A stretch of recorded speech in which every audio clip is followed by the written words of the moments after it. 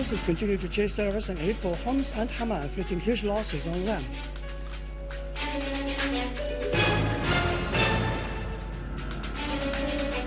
Iraqi terrorist Sinjar Khalaf admits to joining an armed terrorist group committing acts of killing and sabotage.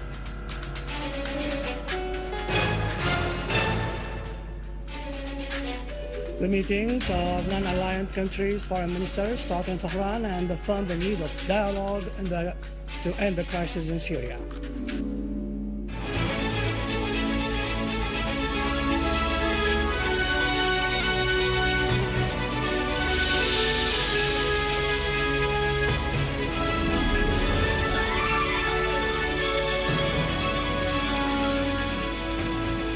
Good afternoon, ladies and gentlemen. Welcome to our news for today.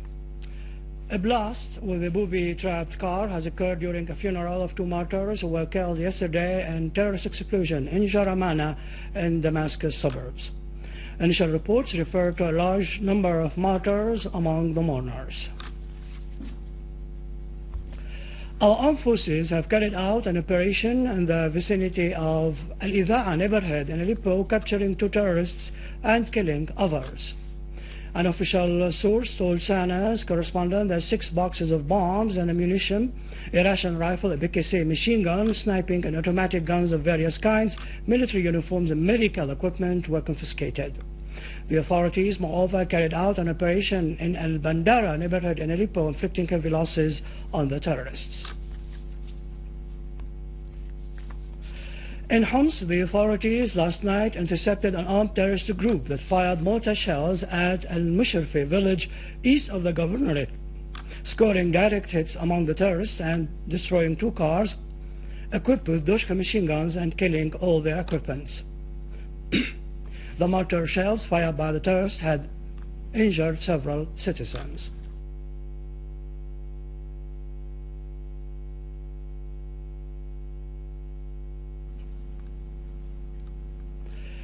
Army units have dismantled 10 explosive charges planted by armed terrorist groups in Al-Madiq Castle in Hama. A source in the governorate said 4 explosive devices weighing between 15 and 35 kilograms have been planted by terrorists inside a school in Karkad.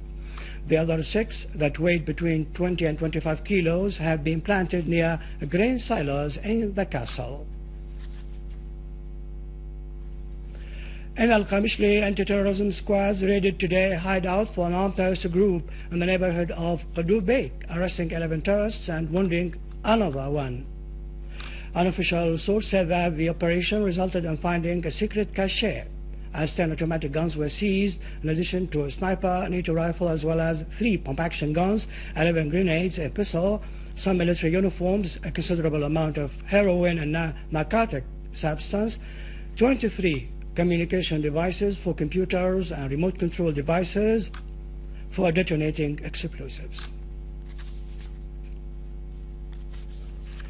An army unit has destroyed security and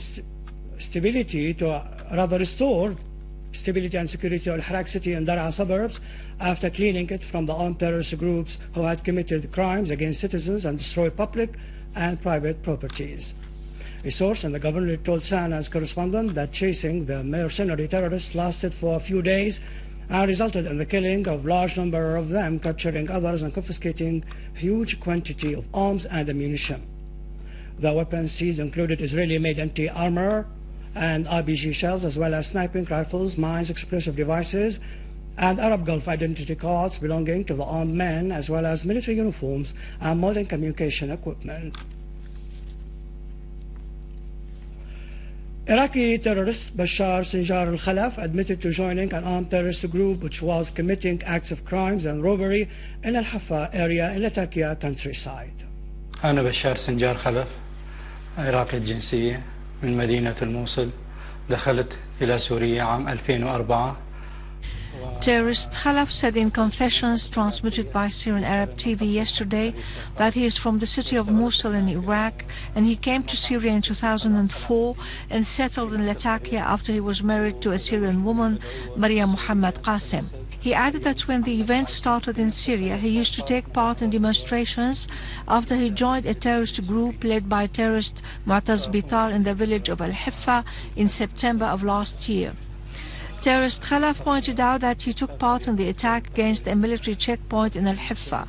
He also participated in acts of vandalism against public and private properties, like setting fire to a municipality building and many commercial shops. He said that he received 4,000 Syrian pounds from terrorist Mu'taz Bitar. He concluded by saying that when he escaped to the adjacent Al-Jakil village to live with his father-in-law, security troops arrested him.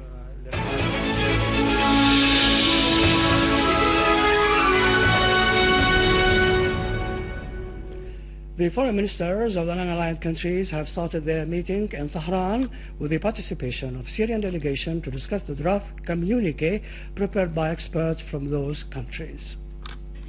The foreign ministers of the non-aligned countries discussed the situation in the region and the crisis in Syria and ways to support the member countries' rights, as well as dialogue as a means to solve international affairs. The experts' meeting Secretary Mehdi Akhondzada said the communique issued by the meeting underlined the need to resort to all means in order to solve the crisis in Syria peacefully. He affirmed the necessity to respect state sovereignty and take no advantage of the situation in certain countries in order to intervene in their internal affairs.